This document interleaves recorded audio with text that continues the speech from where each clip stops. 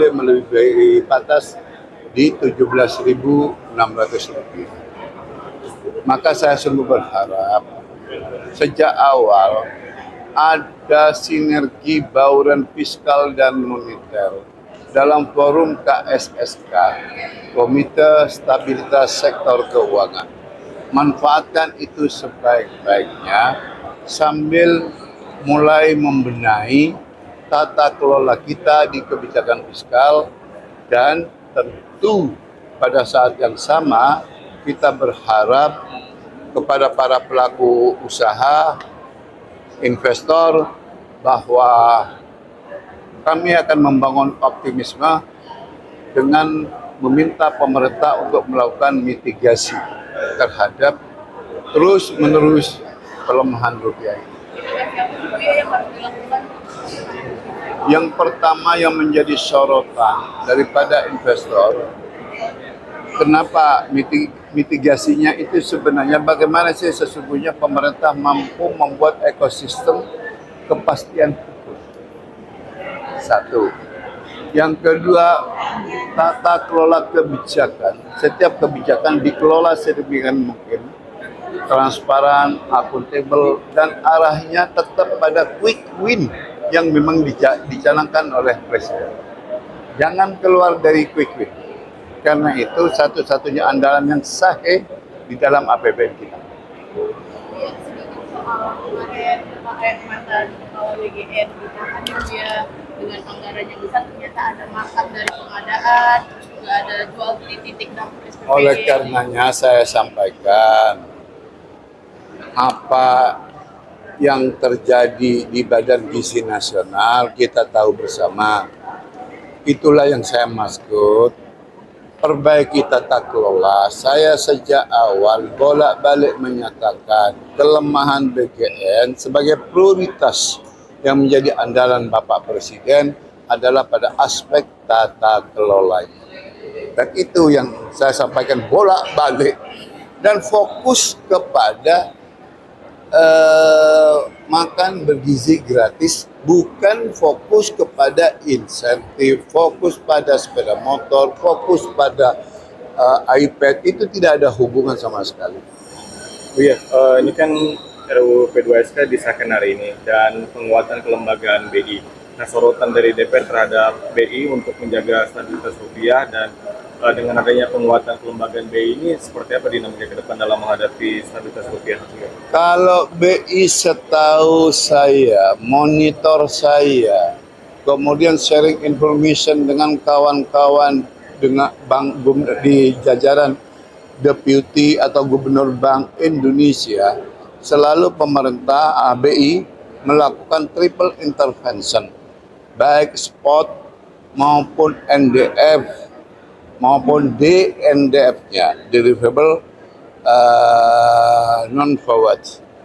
Cuman persoalannya kalau sinerginya tidak tercipta, pasar tidak mendapatkan itu, maka persepsi yang kemudian bermain. Sehingga investor tidak lagi melihat fundamental ekonomi kita, tapi investor mengarahkan persepsinya itu yang akan memporak-porandakan fundamental kita. Kalau tidak segera KSSK melakukan pembenahan dan penguatan terhadap berdarahnya pelemahan rupiah yang terus-menerus. Terima kasih. Penyidik KPK mendatangi rumah Wakil Menteri Imigrasi dan Pemasyarakatan, Silmi Karim, di kawasan Brawijaya, Jakarta Selatan. Kedatangan penyidik berlangsung setelah Silmi lebih dulu mendatangi Gedung Merah Putih KPK terkait operasi tangkap tangan di kantor imigrasi Jakarta Barat. Hingga saat ini, belum ada keterangan resmi dari KPK mengenai proses yang berlangsung di lokasi. Selamat pagi, kami akan menyampaikan update kegiatan penyelidikan tertutup yang KPK lakukan, bahwa dari tadi malam tim melakukan kegiatan di lapangan, yaitu di wilayah Jakarta Barat, dan dalam perkembangannya tim juga saat ini sedang bergerak di lapangan di wilayah Bali dan juga Jawa Barat. Dalam progresnya ada belasan orang yang diamankan dalam rangka rangkaian kegiatan peristiwa tertangkap tangan kali ini, dan juga barang bukti yang diamankan ada kendaraan, mobil, motor, dan juga barang bukti dalam bentuk uang tunai, falas, ada USD dan SGD, dan juga ada dalam bentuk logam mulia emas. Saat ini tim beberapa masih bergerak di lapangan, jadi nanti kami akan update terus perkembangannya, termasuk juga barang bukti yang diamankan. Nanti kami akan update secara detail untuk jumlahnya. Mas, OTT ini terkait pengurusan tenaga kerja asing atau terkait apa? Peristiwa tertangkap tangan ini berkaitan dengan proses pengurusan warga negara asing untuk bisa tinggal di Indonesia. Ya. Kalau kita ketahui, untuk seorang WNA supaya bisa tinggal di Indonesia ada namanya kitab, ya, kartu identitas tetap, ada juga yang sementara atau kitas. Nah, dalam proses pengurusan tersebut. Berarti ini jatuhnya suap ya, Mas? Nanti kita lihat konstruksi perkaranya, apakah itu masuk suap atau nanti pemerasan atau lainnya, nanti kita akan sampaikan detailnya. Salah satu pihak yang ditangkap ini apakah benar Kepala Imigrasi Jakarta Barat, Mas? Salah satunya itu. Dan termasuk WNA itu tersendiri juga diamankan, Mas? Untuk detail lainnya nanti kami akan update, karena selain pihak dari penyelenggara negara, ada juga pihak swasta yang diamankan. Swastanya salah satunya pengacara. Untuk detailnya nanti ya, karena dalam proses pengurusan kitas ataupun kitab, WNA ini juga bisa menggunakan perantara begitu ya untuk prosesnya. Nah, ini nanti kita akan jelaskan konstruksinya dalam konferensi pers. Ini ke Bali ini kaitannya ada apa, Mas, hubungannya dengan di Imigrasi Jakarta Barat ini, Mas? Ya, ini kan masih terkait dengan proses keimigrasian. Ya. Itu kan ada di beberapa titik ya biasanya proses-proses itu. Mas, apa betul kaitannya sama kasus judul di Hayamuruk kemarin, Mas?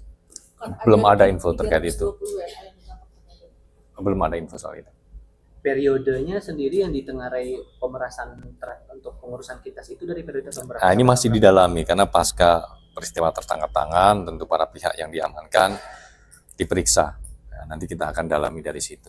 Ada pihak dari Kementerian Ketenagakerjaan, Mas? Sejauh ini dari pihak-pihak keimigrasian dan juga swasta. Nanti kita akan update perkembangannya. Ada lagi? Cukup sementara, teman-teman. Barang bukti tadi sudah untuk jenisnya, untuk jumlahnya nanti kita akan update. Cukup dulu, teman-teman. Baik, terima kasih. Harga emas dunia bergerak stabil di level $4.487 Amerika Serikat per troy ounce, seiring pelaku pasar mencermati perkembangan konflik di Timur Tengah dan menantikan sejumlah data ekonomi Amerika Serikat. Pergerakan emas saat ini dipengaruhi harga minyak, imbal hasil obligasi, serta nilai tukar dolar se-Amerika Serikat. Investor juga menunggu data ketenagakerjaan AS yang diperkirakan menjadi petunjuk arah kebijakan suku bunga Federal Reserve dalam waktu dekat. Harga minyak dunia naik ke level tertinggi dalam sepekan di tengah penantian pasar terhadap keputusan Iran atas proposal kesepakatan dengan Amerika Serikat. Minyak Brent ditutup di $96 AS per barel. Sementara WTI mencapai $93,76 AS per barel. Kenaikan harga dipicu ketidakpastian geopolitik serta masih terganggunya distribusi energi global melalui Selat Hormuz. Menteri Luar Negeri Amerika Serikat menyatakan rencana Israel untuk menguasai sekitar 70% wilayah Gaza bukan bagian dari usulan kesepakatan yang tengah dibahas dengan Hamas. Pernyataan ini muncul di tengah upaya mediasi gencatan senjata dan pembebasan sandera yang masih berlangsung. Washington menegaskan fokus utama negosiasi saat ini adalah penghentian konflik, penyaluran bantuan kemanusiaan, dan tercapainya kesepakatan yang dapat diterima kedua belah pihak. Perserikatan Bangsa-Bangsa atau PBB menyampaikan keprihatinan mendalam atas meningkatnya eskalasi konflik di Lebanon Selatan. PBB memperingatkan bahwa memburuknya situasi keamanan berisiko menimbulkan lebih banyak korban sipil, serta memperparah krisis kemanusiaan di wilayah tersebut. Organisasi dunia itu juga mendesak semua pihak untuk menahan diri, menghormati hukum internasional, dan mengupayakan langkah-langkah diplomatik guna mencegah meluasnya konflik. Iran mengecam serangan terhadap sebuah sekolah putri di wilayah LPR dan menyebutnya sebagai kejahatan perang. Teheran menegaskan bahwa fasilitas pendidikan sipil tidak boleh menjadi target serangan dalam konflik bersenjata. Iran juga mendesak dilakukannya penyelidikan independen guna mengungkap pihak yang bertanggung jawab atas insiden tersebut.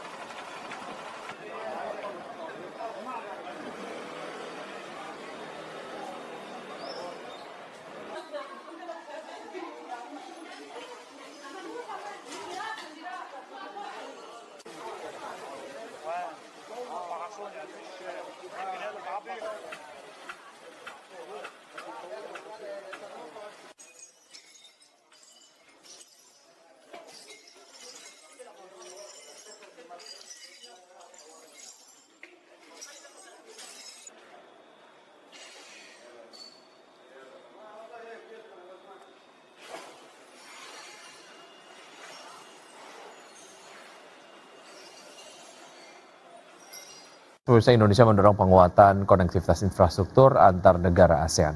Ya, di mana kawasan Asia Tenggara diprediksi akan menjadi pusat perekonomian baru global yang menjadi banyak incaran investor dunia. Presiden Prabowo Subianto menekankan pentingnya penguatan konektivitas infrastruktur di berbagai bidang, termasuk pemerataan akses di wilayah terluar bagi negara-negara anggota ASEAN. Indonesia menekankan bahwa pembangunan infrastruktur yang terkoneksi antar negara akan memberikan dampak nyata bagi masyarakat di wilayah tertinggal, terdepan, dan terluar atau 3T, negara-negara Asia Tenggara. Untuk itu Menteri Luar Negeri Sugiono menegaskan kerjasama subregional harus juga mengutamakan konektivitas antar negara dan juga harus mampu menghadirkan akses infrastruktur yang merata dan terjangkau bagi seluruh masyarakat ASEAN. Indonesia sendiri berkomitmen untuk terus memperkuat sinergi dan konektivitas pembangunan infrastruktur lintas kawasan. Ada beberapa deliverable terkait dengan hal itu, diantaranya ASEAN Petroleum Security Agreement yang disepakati, kemudian juga after ASEAN Plus 3 Emergency Rice Security yang kemudian menjadi deliverable dari pertemuan. Ya, Bank Indonesia melaporkan posisi cadangan devisa Indonesia pada akhir April 2026 sebesar 146,2 miliar US dollar. Ya, posisi cadangan devisa pada akhir April 2026 setara dengan pembiayaan 5,8 bulan impor dan pembayaran utang luar negeri pemerintah. Bank Indonesia melaporkan posisi cadangan devisa Indonesia pada akhir April 2026 sebesar 146,2 miliar US dollar. Angka tersebut menurun dibandingkan posisi akhir Maret 2026 yang tercatat sebesar 148,2 miliar US dollar. Adapun posisi cadangan devisa pada akhir April 2026 setara dengan pembiayaan 5,8 bulan impor atau 5,6 bulan impor dan pembayaran utang luar negeri pemerintah. Angka tersebut juga jauh di atas standar kecukupan internasional yang berada di kisaran 3 bulan impor. Dalam keterangannya, Direktur Departemen Komunikasi Ramdan Denny Prakoso mengungkapkan, perkembangan tersebut dipengaruhi oleh penerimaan pajak dan jasa, serta penerbitan global bond pemerintah. Di tengah kebutuhan pembayaran utang luar negeri pemerintah dan pelaksanaan kebijakan stabilisasi nilai tukar rupiah. BI menilai level cadangan devisa tersebut mendukung ketahanan ekspor eksternal, sekaligus menjaga stabilitas makroekonomi dan sistem keuangan nasional. Kedepan, BI meyakini ketahanan sektor eksternal Indonesia tetap terjaga. Optimisme tersebut didukung oleh posisi cadangan devisa yang memadai, serta potensi aliran masuk modal asing yang tetap positif. Hal itu sejalan dengan persepsi investor terhadap prospek perekonomian Indonesia dan imbal hasil investasi domestik yang masih menarik. Jakarta, Tim Liputan IDX Channel. Berikutnya pemirsa, Kementerian Keuangan mencatatkan posisi utang mencapai 9.920,42 triliun rupiah per 31 Maret 2026. Ya, rasio utang terhadap produk domestik bruto berada di level 40,75%. Direktorat Jenderal Pengelolaan Pembiayaan dan Risiko Kementerian Keuangan mencatat posisi utang mencapai 9.920,42 triliun rupiah per 31 Maret 2026. Dari total tersebut, mayoritas utang masih berasal dari penerbitan surat berharga negara yang mencapai 8.652,89 triliun rupiah atau sekitar 87,22% dari total utang pemerintah. Sementara itu, komponen peminjaman tercatat sebesar 1.267,52 triliun rupiah. Data tersebut menunjukkan struktur pembiayaan pemerintah masih bertumpu pada instrumen pasar keuangan domestik melalui penerbitan obligasi negara. Berdasarkan data yang resmi DJPPR, Kementerian Keuangan, rasio utang terhadap produk domestik bruto berada di level 40,75%. Angka tersebut masih berada di bawah batas maksimal rasio utang yang diatur dalam Undang-Undang Keuangan Negara sebesar 60% terhadap PDB. Pemerintah menyatakan pengelolaan utang dilakukan secara cermat dan terukur untuk mencapai portofolio utang yang optimal sekaligus mendukung pengembangan pasar keuangan domestik. Jakarta, Tim Liputan IDX Channel. Bursa Pacific Universal Investments mengungkapkan pengambil alihan PT Mitra Adiperkasa Tbk bertujuan untuk memperkuat pengembangan bisnis grup MAP di Indonesia dan kawasan Asia Tenggara. Adapun sebelumnya pada Jumat 8 Mei 2026, Pacific Universal Investments resmi mengakuisisi 51% saham MAP dengan nilai total mencapai 11,81 triliun rupiah. Pacific Universal Investments mengungkapkan pengambil alihan PT Mitra Adiperkasa Tbk bertujuan memperkuat pengembangan bisnis grup MAP di Indonesia dan kawasan Asia Tenggara. Direktur Pacific Universal Investments mengatakan langkah akuisisi Mitra Adiperkasa dilakukan untuk mendukung ekspansi dan pertumbuhan jangka panjang perseroan sebagai salah satu pemain retail terbesar di kawasan. Pada Jumat 8 Mei 2026, Pacific Universal Investments resmi mengakuisisi 8,46 miliar saham MAPI atau setara 51% dari total modal ditempatkan dan disetor perseroan. Saham tersebut dibeli dari PT Satya Mulia Gema Gemilang dengan harga Rp1.395 per saham atau senilai total 11,81 triliun rupiah. Dengan rampungnya transaksi tersebut, Pacific resmi menjadi pengendali baru emiten retail gaya hidup tersebut. Pacific bersama afiliasi CFC Capital Partners juga akan menunjuk Samudra Investment dan Ocean Continuum untuk melaksanakan penawaran tender wajib atas saham publik MAPI. Harga penawaran tender wajib tersebut ditetapkan sebesar Rp1.550 per saham sesuai ketentuan yang berlaku di pasar modal. Aksi pergantian pemegang saham pengendali MAPI terjadi di tengah kinerja mentereng grup MAP. Pada kuartal 1 2026, PT Mitra Adiperkasa Tbk mencatat pertumbuhan pendapatan 32,04% secara tahunan menjadi 12,29 triliun rupiah. Di sisi bottom line, laba bersih perseroan naik 32,98% menjadi 628,04 miliar rupiah. Berbagai sumber IDX Channel.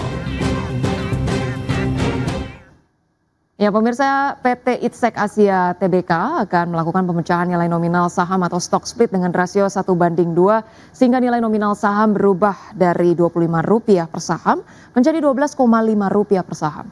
Direktur PT ITSEK Asia Tbk Doni Mora mengatakan aksi korporasi tersebut telah memperoleh persetujuan pemegang saham dalam RUPS luar biasa yang digelar pada 16 April 2026. Melalui aksi korporasi ini, jumlah saham ditempatkan dan di-store penuh meningkat menjadi 13,43 miliar saham. Manajemen Perseroan menjelaskan langkah stock split dilakukan untuk meningkatkan likuiditas perdagangan saham sekaligus memperluas basis investor di pasar modal. Berdasarkan jadwal yang telah diumumkan Perseroan, perdagangan saham CYBR dengan nilai nominal lama di pasar reguler dan negosiasi berakhir pada 12 Mei 2026. Selanjutnya, saham dengan nominal baru mulai diperdagangkan di pasar reguler dan negosiasi pada 13 Mei 2026.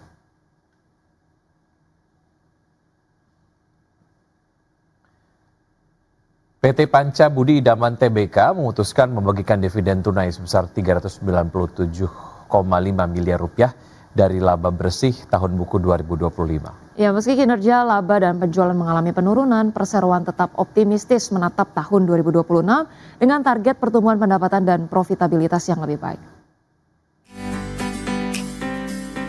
PT Panca Budi Idaman Tbk atau PBID menyetujui pembagian dividen tunai sebesar 397,5 miliar rupiah atau setara Rp53 per saham dari laba bersih tahun buku 2025. Keputusan ini disahkan dalam rapat umum pemegang saham tahunan atau RUPST. Dari total laba bersih sebesar 400,58 miliar rupiah, sebesar 3 miliar rupiah dialokasikan sebagai cadangan, sedangkan sisanya dibukukan sebagai laba ditahan. Sepanjang tahun 2025, PBID mencatatkan penurunan laba bersih sebesar 17,4% secara tahunan menjadi 400,58 miliar rupiah. Sementara penjualan turun tipis menjadi 5,19 triliun rupiah. Penjualan masih ditopang oleh segmen kemasan plastik senilai 3,44 triliun rupiah, disusul penjualan biji plastik dan segmen lainnya. Pasar domestik tetap menjadi penopang utama pendapatan Perseroan. Direktur Utama PBID Vicky Taslim menyebut penurunan kinerja dipengaruhi tren penurunan harga biji plastik sepanjang tahun 2025. Meski demikian, Perseroan tetap optimistis terhadap prospek bisnis tahun ini. PBID menargetkan pertumbuhan pendapatan usaha sebesar 10% pada 2026 dengan target net profit margin di kisaran 8 hingga 10% serta debt to equity ratio atau DER sebesar 15 hingga 20%. Berbagai sumber IDX Channel.